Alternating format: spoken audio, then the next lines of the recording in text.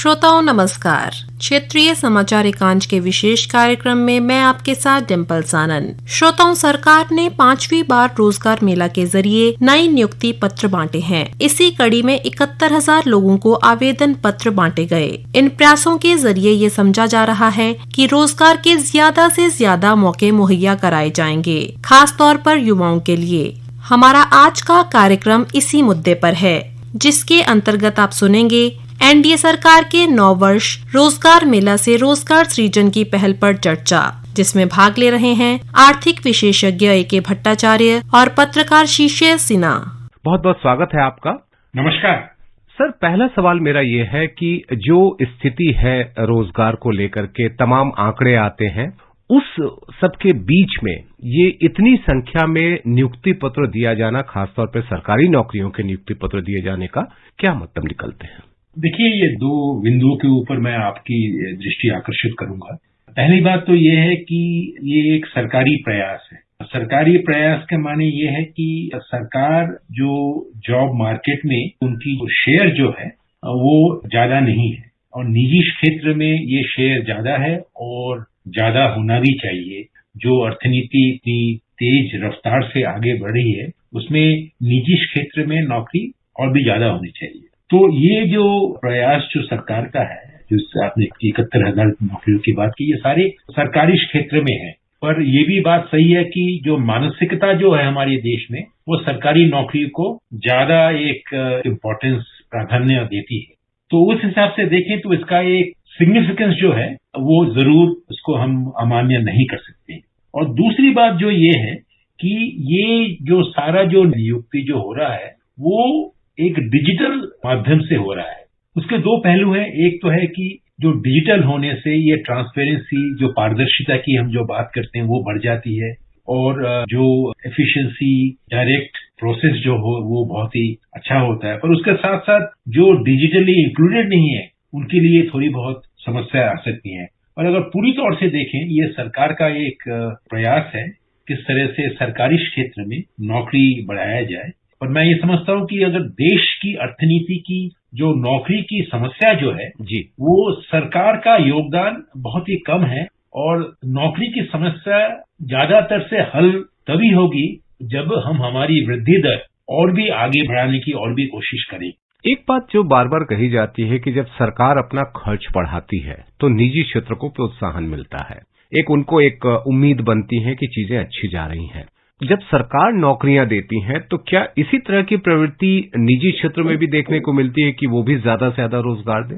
अगर निवेश बढ़ जाता है, जैसे कि आपने लिखा भी है, आप जानते भी हैं कि किस तरह से सरकार ने पिछले 3 सालों में जो पूंजीगत व्यय जो है वो काफी बढ़ गई। इस साल में करीबन 10 लाख करोड़ की जो एक प्रावधान रखा गया है बजट में, वो जरूर इंफ्रास्ट्रक्चर सेक्टर में या रोड सेक्टर में, रोड बिल्डिंग में, इस जगह में नौकरी आती है। पर वो नौकरी सरकारी क्षेत्र में नहीं आती, क्योंकि सारी जो इंफ्रास्ट्रक्चर प्रोजेक्ट जो हैं वो जो प्राइवेट कॉन्ट्रैक्टर्स को मिलता है, और कॉन्ट्रैक्टर को वो नौकरी देते हैं, तो उससे नौकरी आती है। पर अगर हम सरकार की अगर कैपिटल एक्सपेंडिचर बढ़ जाती है, उससे अर्थनीति में जो एक गति मिलती है अर्थनीति को, उस गति से मैं समझता हूं कि जो नौकरी का जो एक बहुत बड़ा एक चैलेंज है, वो चैलेंज को अर्थनीति और सरकार संभाल सकती है। जी, कुछ समय पहले एक आंकड़ा आया था जिसमें ये बताया गया था कि केंद्र सरकार की अगर हम बात करें तो वहां पर लगभग 10 लाख पद खाली पड़े हैं, और उसके कुछ दिनों के बाद बात ये आई कि केंद्र सरकार 10 लाख लोगों को नौकरी देंगी। हम यहाँ राज्य सरकारों में जो पद खाली हैं उनकी गिनती नहीं ले पा रहे हैं, लेकिन अगर मैं केंद्र सरकार की केवल बात करूं तो क्या ये समझा जाए कि ये जो 10 लाख नौकरियों की बात की गई है, इसमें ज्यादा जोर जो है वो केंद्र सरकार के जो खाली पड़े पद हैं उनको भरने की है? आपने एकदम सही कहा। ये जो 10 लाख की जो नियुक्ति की जो रिक्त स्थान जो है, इसको पूरा करना पूरी केंद्र सरकार के आयते में आती है ये। और आपको मालूम होगा कि ये जो ऐलान किया गया था, उस समय किया गया था जब डिफेंस में अग्निवीर स्कीम का भी ऐलान किया गया था। उसका कारण भी ये था कि सरकारी क्षेत्र में पिछले कई सालों से प्राइवेटाइजेशन और कॉन्ट्रैक्चुअलाइजेशन जिसे कहें हम, काफी बढ़ गया था।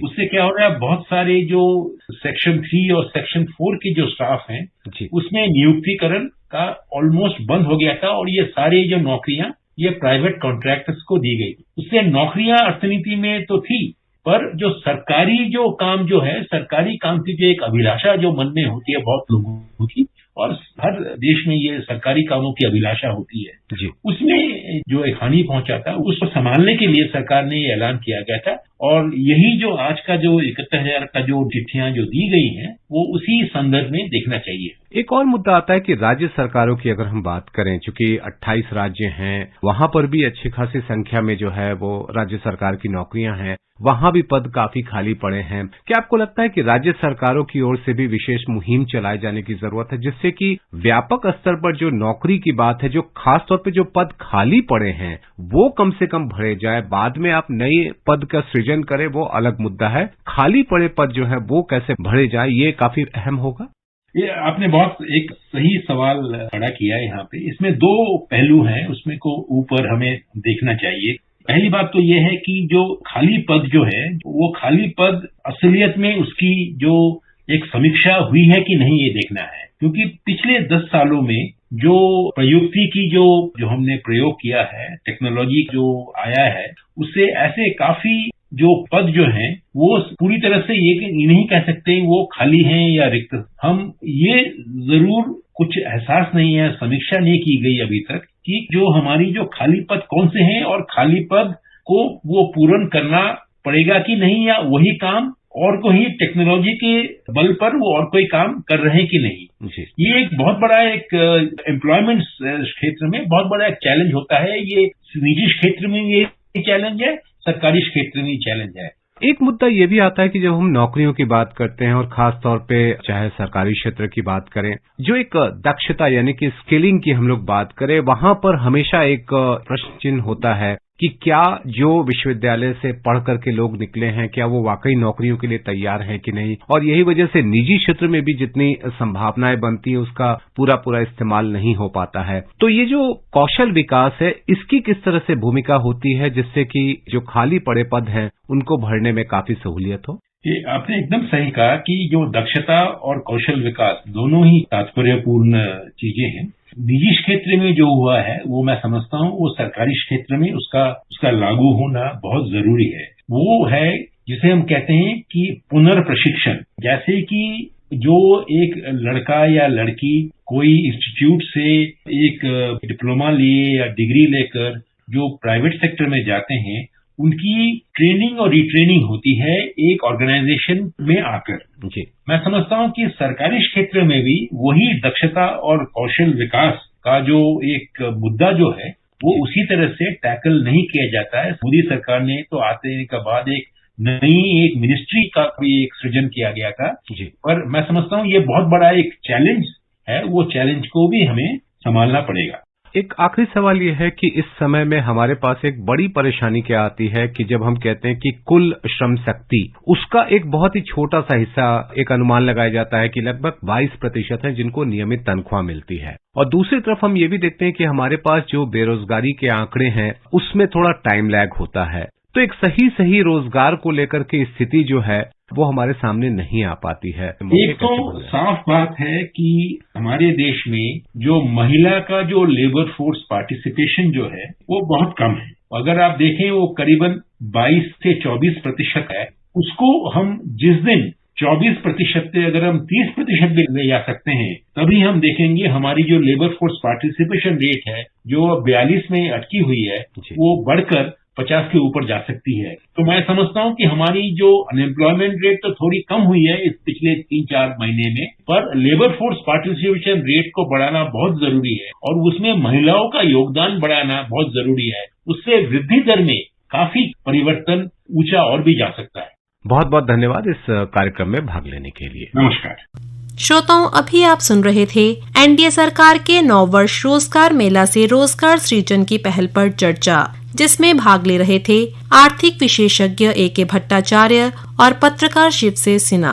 आज के कार्यक्रम में फिलहाल इतना ही। मुझे यानी डिम्पल को दीजिए इजाजत। नमस्कार।